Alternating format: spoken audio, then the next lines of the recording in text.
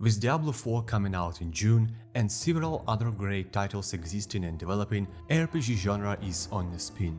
The best part of Grim Dawn, on top of generally being one of the best RPGs in decade, is that it practically offers just huge amount of fun and viable character builds, noticeably more than any other RPG on the market. But for the newcomers in the genre, or even veterans, but playing Grim Dawn itself for the first time, the whole system may be somewhat overwhelming to get into at first. To help with this, let me present you 6 incredible character builds that all share the same traits. They are visually cool, easy to both build and play, they do not require the advanced understanding of the game mechanics, and strong all the time, from the beginning to endgame content, from normal to ultimate difficulties. I will be providing a complete setup for class skills, devotion, recommended items and sets, and showing the playstyle, so you only have to pick the build that you like the most in terms of the gameplay, replicate it and enjoy your game. And of course, each of them has a build calculator link in the description below. These builds are also not dependent on the legendary item sets much, so while they will become even stronger in those, they are still competitive and fun to play even in a random gear tiers. Let's take a look. First comes my visually favorite type of builds in this game, dual-wielding gunslinger, in our case Vindicator, a mastery with mostly elemental damage that combines Inquisitor and Shaman classes, with Inquisitor being a main one. This build is a stylish ranged character with a crazy attack speed and multiple active on-hit procs from both class and devotion skills, which result in both epic look and a great damage bursts. That's nearly a glass cannon build, but it also has several tricks up the sleeve to be able to overcome dangerous situations. At the game very beginning, till level 10 or so, it is recommended to level up with the Storm Box of Elgolot skill. It has decent damage amidst an AoE, so you can clear common enemies fast. After that, respec into ranged expertise in Inquisitor to begin dual-wielding guns, and savagery in Shaman for your core damage output and the auto attack replacer. Then max bursting round in Inquisitor and the grasping vines in Shaman. Grasping vine skill is your core enemy debuff. It does decent damage, but its main purpose is to slow enemies down. From the rest of the build, invest into highlighted skills at will, but make sure to not get too greedy with damage chase, as you may find yourself too squishy to clean harder dungeons and kill bosses, so invest a bit into Word of Renewal and its upgrades from time to time. Between the two exclusive skills, while Aura of Sentinel looks more appealing based on your damage type, it has shorter range, so it lets suiting the gunslinger playstyle, while the Aura of Conviction gives both offensive ability, hit and crit chance, and physical resistance. That's important for this build's survivability. Your core attributes are physique and cunning. Devotion setup will provide even more elemental damage and active ability procs, as well as extra enemy debuffing from them too. Survivability-wise, you will have good passive lifesteal and physical resistance that will go even higher at lower health, with Ghoul Celestial Power, a damage blocking bubble from Tortoise constellation, and the extra chance for enemies to miss with melee, ranged attacks and spells, on top of being slowed down. Lastly, your movement escape skill on the medal will be the Glyph of the Winter Fox. Make sure to add this skill to your skills bar.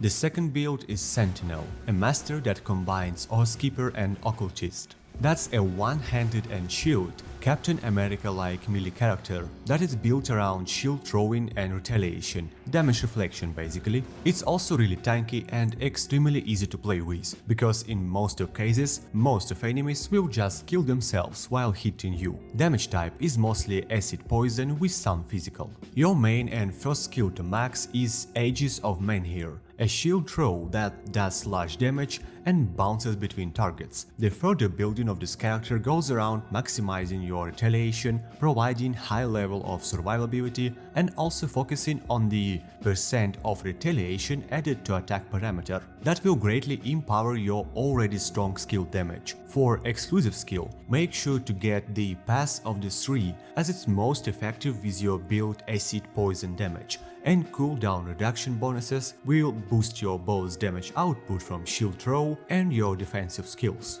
Your core attributes are physique and cunning, with focus on the physique. Devotion is focused on maximizing retaliation, adding more acid and poison damage, and bumping up defense parameters you are getting from the shield blocking. Your already second one on top on the class 1 movement skill is a glyph of the scorpion tail. Make sure to use it often, not to just engage enemies, as it does really good damage. Preferring pure mage builds? Easy peasy. The next build is a Mage Hunter, Arcanist and Inquisitor combo, elemental damage mage, heavily focused on the Arcanist almost entirely, with just couple of skills from Inquisitor for extra passive crits power and defensive ability. This one is also generally a glass cannon, but with more crowd control and bubbles, protective skill procs that negate incoming damage, centered around prismatic-looking elemental missile that mirrors and replicates itself to multiple directions further as it hits the target. Begin your journey from equalizing the Penettis replicating missile as your main skill and Iskandra's elemental exchange as a passive damage modifier boost and the energy regen boost. When you will reach like level 20 or so, make sure to also max the Alexra's Flash Freeze spell, as it will be your main crowd control skill against the large group of enemies, and while you cannot actually freeze most of the bosses in place, it will still noticeably slow them down. Also make sure to max the Maven Sphere of Protection main skill around level 30 or so to get some passive protection that this build lacks in the early and the mid game. And always get at least one level of Mirror of Areoptes skill as soon as possible, as even at the level 1, it still provides a complete invincibility for 3 seconds, just the cooldown gets shorter with the skill level going up. Your core attributes here are Physique and Spirit, with larger half of points spent into Physique, as you will still have lots of Spirit anyway thanks to the other bonuses, and never have the energy pool issues. Also, do not invest anything into Cunning at all, as you will get more than enough hit and crit chance from the class and devotion skills. Devotion here is focused on the elemental damage procs, getting more needed utility bonuses and control resistances, and of course protection in form of 2 bubbles from different celestial abilities and another one automatically healing you from time to time. The recommended movement glyph is the glyph of ghastly retreats.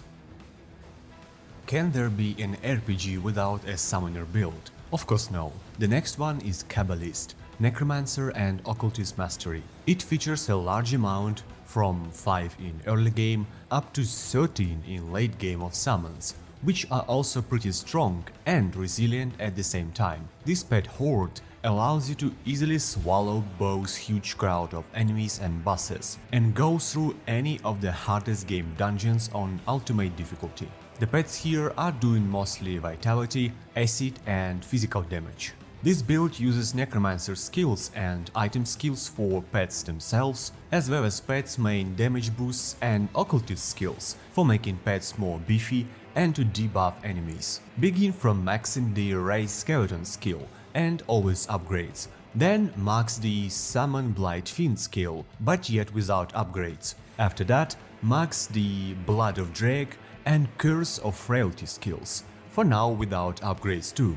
Then proceed with the rest of the skills highlighted in the calculator at will, focusing on pet survivability first. Your core attributes here are Physique and Spirit. I have linked 2 devotion setups for this build. The first one is a more preferable one, is focused on the pet tankiness and general sustainability, as well as all pets taunting your enemies, so you will be always protected by them. Yet with some good damage burst procs as well. And when you will be already mostly in the legendary gear, you can switch to a second setup, which is more focused on the pet's damage. Try both and see which one will be fitting your equipment and the play style more. The recommended movement skill is the glyph of the Pouncing Manticore or the glyph of the Ravenous Wendigo. Ready for another dual-wielding build, yet this time a melee assassin, a shadowy dancer of death, doing piercing, bleeding and cold damage and delivering ridiculous damage bursts to both single targets and groups. This Trickster is heavily focused on the Nightblade class and just gets the auto-attack replacer from Shaman. The build is focused on auto-attacks and large amount of on-hit procs, which are both doing damage, shredding enemy resistances for even more damage, and mending your own wounds. The build also has a decent dodge chance, together with an own damage negation skill and a passive lifesteal, and some extra damage protection and highly increased lifesteal and physical resistances at the low health. It's also highly mobile, max movement speed and 2 jump skills that allow you to freely focus on needed enemy or retreat from the dangerous zone in a fight fast, while your invincible minions, the Blade Spirit class skill, and several shadow minions from the devotion, which are, by the way, scaling from player bonuses and not the pet bonuses, so you will not need to change your gear, will be dealing with the problem. When investing in these build skills, make sure to not get too greedy on DPS skills. Examples highlighted with the green outline on the image now, and always invest in the protective utility skills, highlighted with the blue outline, like the Veil of Shadow and Pneumatic Burst every now and then. You may also notice that the Amarastas Blade Burst skill only has its upgrade maxed, while the skill itself only has 1 skill point invested. That's because here we are relying on other skills for the direct DPS, while this one is used only to activate the damage buff it upgrade gives. Your core attributes are physique and cunning, with around 60 to 40% ratio, and the recommended glyph is the glyph of the elusive assassin. The last but not least epic build for today, armed with a 2-hand attacks or size and delivering devastating vitality and aether damage bursts, while being terrifying and nearly invincible at the same time. This Apostate, a combination of Necromancer and Inquisitor, is a deadly bonking melee build with a great survivability. From Inquisitor, he takes some extra health, movement speed, resistance and the crit power, while the core Necromancer part of the build is wrapped around huge damage bursts from the Bone Harvest skill, as well as strong and life-sapping auto-attack procs, and close AoE skills that also debuff the enemies, Ripping Strike, Necrotic Edge and Siphon Souls, together with your Spectral Binding, Bone-Chilling Aura that buffs you and debuffs the enemies around. Due to the combination of class and devotion skills, as well as generally recommended items, you will always have not less than 30 or even 40% of constant lifesteal, and considering you 2-handed damage bursts, you will be basically able to heal yourself on nearly full health from being low in just a few attacks. But if this will be not enough in some extremely dangerous situations, thanks to the Mark of Torment class skill that absorbs damage and the Ghoulish Hunger skill from Devotion, that bumps your lifesteal to over 100% and allows you to fully heal yourself in a single weapon swing, you will be able to overcome even the most ridiculous boss encounters. Your core attributes are physique and cunning, spread it nearly equally with a bit more points to physique, and the recommended movement skill is the glyph of a wayward soul.